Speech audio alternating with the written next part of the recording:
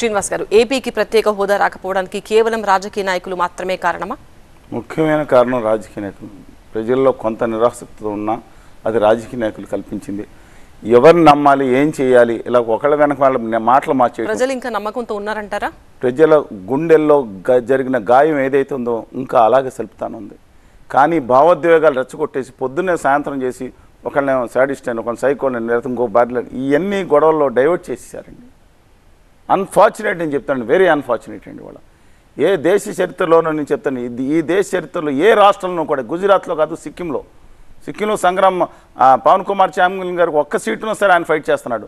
దురదృష్టవశాత్తు దేశం మొత్తం మీద ఆంధ్రప్రదేశ్ రాష్ట్రంలోని అన్ని పార్టీలు తీసుకెళ్ళి గొంప గుత్తుగా వెళ్ళి తలకాయ తాకట్టు పెట్టి 175 ఓట్లు, 175 అసెంబ్లీ ఓట్లు, 36 పార్లమెంట్ సీట్లు తీసుకెళ్ళి వాళ్ళు ఎవరు చెప్తే వాళ్ళకి ఓట్లేసి వచ్చే పరిస్థితి ఉంది. ఈ పరిస్థితి దేశంలో ఎక్కడా లేదు. తెలంగాణలో ఆఖరి వరకు ఎంత ఇబ్బందులు అయినా సరే వాళ్ళ కేటీఆర్ గారు కానీ మిగతా వాళ్ళు కానీ ఓ పక్కన పోరాడుతున్నారు. ఎన్ని ఇబ్బందులు వచ్చినా అక్కడ స్టాలిన్ గారు పోరాడుతున్నారు. పోరాటతత్వం ఎందుకు లేదండి? అబ్సల్యూట్లీ రాంగ్ అండి. ఇవాళ ఖచ్చితంగా చెప్తున్నాను, ఆంధ్రప్రదేశ్లో ప్రజలకు ఇవన్నీ చెప్తున్నానండి. ఏదో ఒక యూనిట్ వచ్చింది, మొత్తం అన్నీ మాకు ఏది ఇన్సెంటివ్స్ ఇచ్చి ఆ రాష్ట్రం ఇచ్చేసి ₹1 కూడా మాకు పనులు అక్కర్లేదని ఇచ్చేస్తే 2 యూనిట్లు వస్తాయి. కానీ మీకు నమ్మలేని నిజం చెప్తున్నా, ప్రతి ఒక్కళ్ళు కూడా నేను చెప్పిన దాని తర్వాత ఎవరైనా మాట్లాడండి.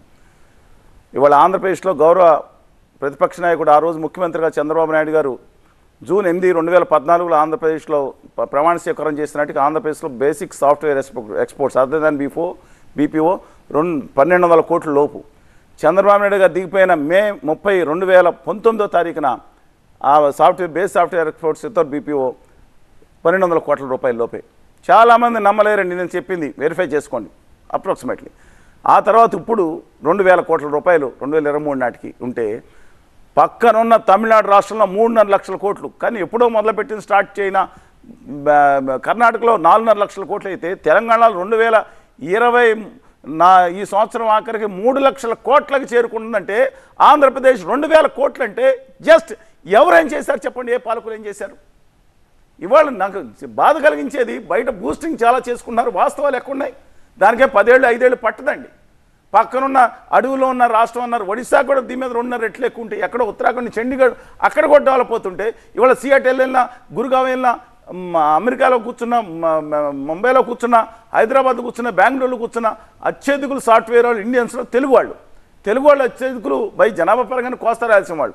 అక్కడ 90% వాళ్ళు 99% వలస వెళ్తూ ఉంటే వాళ్ళ పిల్లలకు రేపు పొద్దున ఈ కులాలు, ఈ మత విద్వేషాలు కూడి పెడతాయండి. చాలా నేను చెప్తున్నది అయిపోయింది, అభివృద్ధి అయిపోయింది, అయిపోయింది. అబ్సల్యూట్లీ రాంగ్ అండి. అది నాయకుల్లో అందరిలో ఇవాళ చంద్రబాబు నాయుడు గారు డెఫినెట్గా ఆ రోజు ఒక విత్తనం నాటారు, దాన్ని కొంత నీళ్లు వేసి పెంచారు. హైదరాబాద్ దాంట్లో సైబరాబాద్ డెఫినెట్లీ నిరుదావాంశం. తర్వాత రాజశేఖర రెడ్డి గారు దాన్ని నెక్స్ట్ లెవెల్కి తీసుకెళ్లారు, ఎప్పుడు ఆపలేదు. ఆ తర్వాత రోసేగా తీసుకెళ్లారు, తర్వాత కేటీ రామారావు గారు వచ్చారు, పూర్తిగా తీసుకెళ్లారు. ఇవాళ ఉన్న రేవంత్ గారు ఇంకా ముందు తీసుకెళ్దామని చూస్తున్నారు. కానీ ఆంధ్రప్రదేశ్లో ఏం జరుగుతుందండి? ఆంధ్రప్రదేశ్లో హడావిడి బ్రహ్మాండంగా భూమంత్రాలు దద్దరిపోయేది. లులుమాల పోయిందండి. లులుమాల అంటే అక్కడ హైదరాబాద్ వెళ్ళి చూడండి, లులుమాల ఏమన్నా 50,000 ఉద్యోగాలు వచ్చేదా?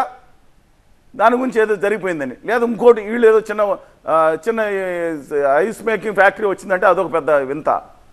అబ్సల్యూట్లీ వాస్తవాలు మర్చిపోయి పైన విన్యాసాలు చేస్తున్నారు. భావితరాలు దెబ్బతుంటాయి. ప్రత్యేక హోదా విభజన హామీలు వస్తేనే బాగుంటుంది, ఇన్సెంటివ్స్ వస్తేనే బాగుంటుంది, లేకపోతే అప్పుడు మన ఇష్టమైన ఇండస్ట్రీస్, హరిత ఇండస్ట్రీస్ మనం తెప్పించుకోవచ్చు, అన్నీ కాపాడుకోవచ్చు, లక్షల కోట్ల లాభం జరుగుతుంది.